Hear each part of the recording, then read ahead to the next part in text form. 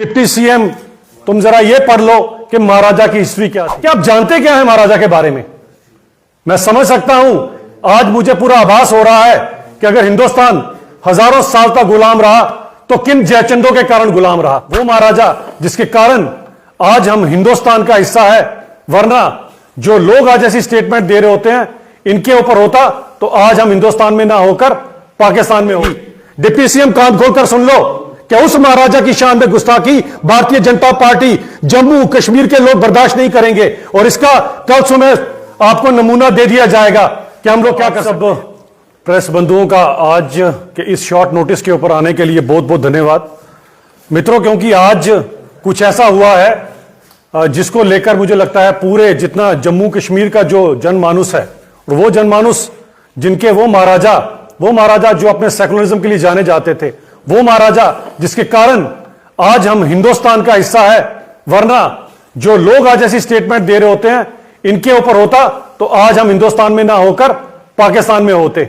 उस महाराजा के खिलाफ जो शब्द आज नेशनल कॉन्फ्रेंस के डिप्टी सीएम ने यूज किए हैं उससे हमें एतराज है और उन शब्दों का हम खंडन करते हुए बताना चाहते हैं कि डिप्टी सीएम, तुम जरा ये पढ़ लो कि महाराजा की हिस्ट्री क्या थी। और मेरी इस प्रेस कॉन्फ्रेंस में मेरे साथ सुरेंद्र गिल्ली जी रहेंगे और हमारे साथ यहां पर बख्शी जी भी रहेंगे। मैं आपको यह बताना चाहता हूं कि आप जानते क्या है महाराजा के बारे में? मैं समझ सकता हूं, आज मुझे पूरा आभास हो रहा है कि अगर हिंदुस्तान हजारों साल तक गुलाम रहा तो किन जयचंदों के कारण गुलाम रहा। और जयचंद कुछ अलग नहीं होंगे, इसी तरह के ही जयचंद रहे होंगे, लेकिन कम से कम इतिहास को पढ़िए और अगर पढ़ना नहीं आता तो हमसे जानिए इतिहास क्या था। उस महाराजा की शान में गुस्ताखी भारतीय जनता पार्टी बर्दाश्त नहीं करेगी। डिप्टी सीएम कान खोलकर सुन लो कि उस महाराजा की शान में गुस्ताखी भारतीय जनता पार्टी जम्मू कश्मीर के लोग बर्दाश्त नहीं करेंगे और इसका कल सुबह आपको नमूना दे दिया जाएगा कि हम लोग क्या कर सकते हैं।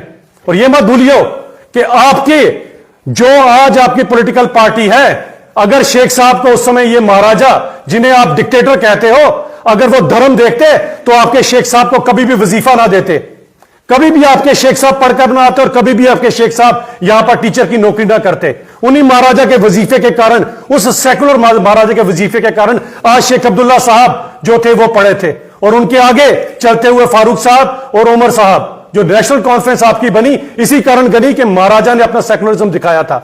लेकिन अगर आज आपको मेरे महाराजा में डिक्टेटर दिखाई देता है तो हमें भी आपके अंदर एक बदतमीज इंसान दिखाई देता है, जो इंसान महाराजा के खिलाफ इस तरह की बातें कर रहा है और ये जम्मू के लोगों, कश्मीर के लोग बर्दाश्त नहीं करेंगे।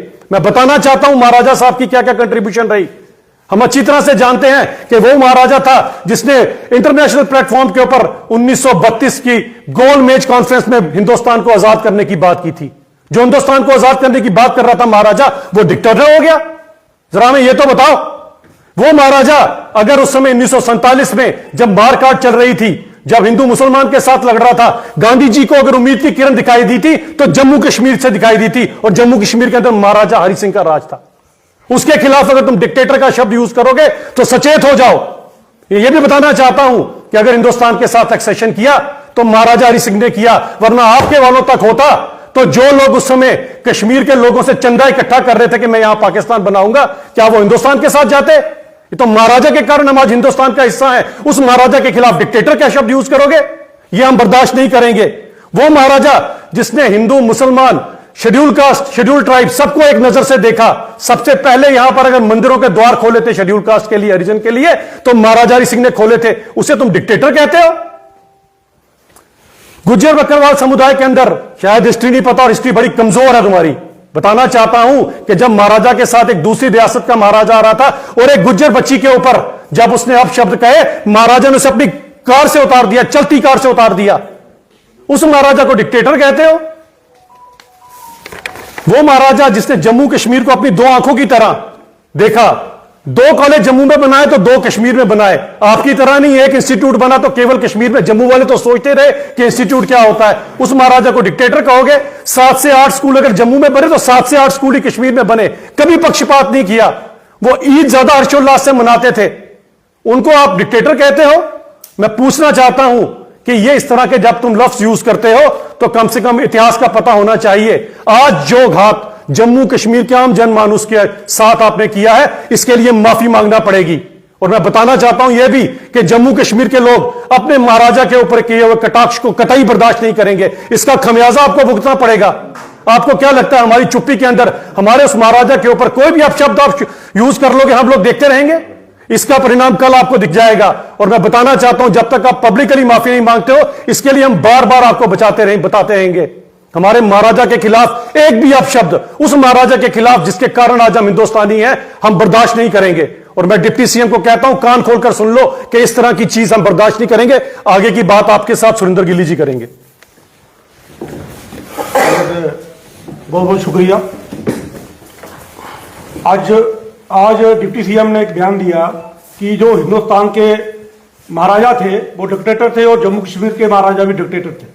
महाराज साहब को डिक्टेटर कहना, जैसे रोटी साहब ने कहा, उस महाराज साहब को जिन्होंने जम्मू कश्मीर में छुआछूत सबसे पहले खत्म की, और जब वो असीम हुए सत्ता पे, सबसे पहले उन्होंने मंदिरों में ऐसी समाज के लोगों को लेके गए और जम्मू कश्मीर का विलय हिंदुस्तान से करवाया। उस महाराज साहब के लिए एक इतने बड़े ओहदे पे बैठा हुआ आदमी, एक पार्टी का, उस पार्टी का वजूद ही यही है कि महाराज साहब को कैसे अपमानित किया जाए, क्योंकि इनकी हिस्ट्री रही है। क्योंकि जब महाराज साहब हिंदुस्तान से शासन हुआ तो उसके बाद शेख अब्दुल्ला जो इस पार्टी के फाउंडर थे, वो बोलते थे कि हम जम्मू कश्मीर में हम हुकूमत नहीं चला सकते, महाराज साहब को जहां से आप बाहर भेज दें, नहीं तो प्रजा हमें हुकूमत नहीं चलाने देगी। वो लोग जिन्होंने महाराज साहब को इस जम्मू कश्मीर से बाहर निकालने की साजिश रची, उनका एक पार्टी का डिप्टी सीएम बोलता है कि महाराज साहब डिक्टेटर थे। वो महाराज साहब जिन्होंने जम्मू कश्मीर को, हमें, आपको एक झंडा, जो हिंदुस्तान का झंडा हम आज फख्र से उठाते हैं, हिंदुस्तानी बनाने में सबसे अहम रोल महाराज साहब का रहा। आज 13 जुलाई पे वो बात कहां से चली? 13 जुलाई पे आज असेंबली में छुट्टी पे उस पे बात चली। उन्होंने बोला कि उस पे छुट्टी होनी चाहिए, वो शहीद थे। आप बताएं, जिन्होंने वहां हमारी कश्मीरी पंडितों की प्राप्ति के साथ और बच्चियों के साथ जोर जबरदस्ती करनी, उनको जो उसमें मारे गए लोग, जो उपद्रवी थे, उनको मारे गए, उनको, उनके प्रति इन लोगों की इतनी सहानुभूति। क्या बताना चाहते हैं? जम्मू के, आज जम्मू का एक चीफ मिनिस्टर, जम्मू से जीता हुआ एक आदमी, अब किसकी बोली बोल रहा है वो?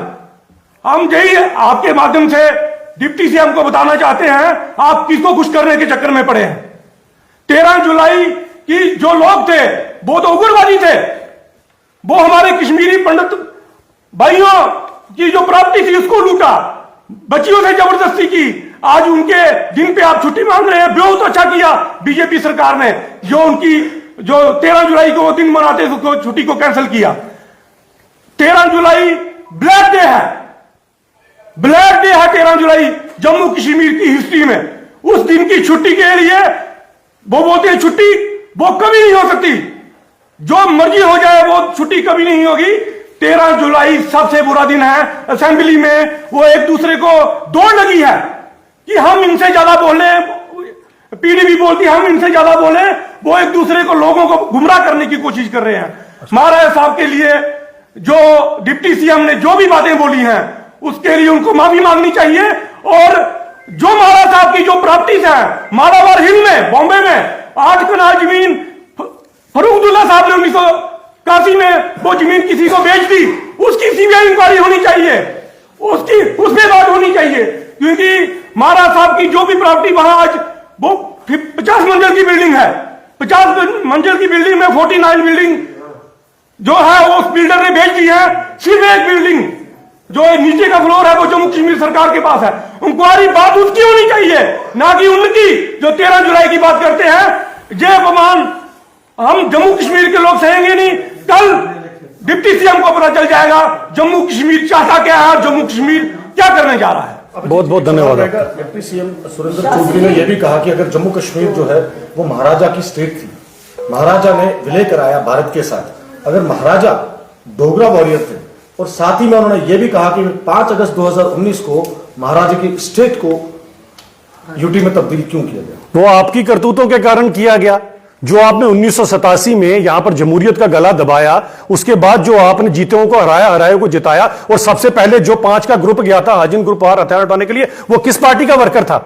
आपने जो हालत की यहां पर, इस पेशेंट को आपने मार मारकर इसका आपने खून चूस कर इसको आईसीयू में पहुंचा दिया।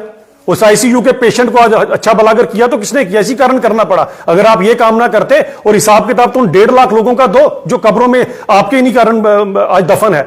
आप हिसाब किताब उन कश्मीरी हिंदुओं को दो जिनके आपने उत्पीड़ना की। आप टीकालाल टपलू का हिसाब किताब दो, आप गिरिजा टिक्कू का हिसाब किताब दो, जब आप यूनिफाइड कमांड को हेड कर रहे थे।